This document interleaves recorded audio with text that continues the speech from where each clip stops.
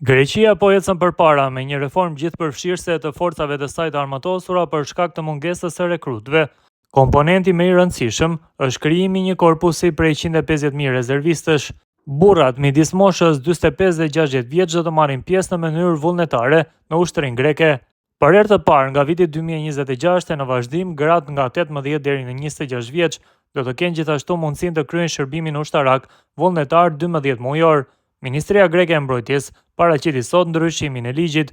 Këto masa janë nxitur nga disa faktorë, duke përfshirë shkallën e ulët të lindjeve në 1.26, një nga më të ultat në Bashkimin Evropian, dhe eksodin e të rinjve grek jashtë vendit gjatë krizës së rëndë financiare të dekadës së fundit.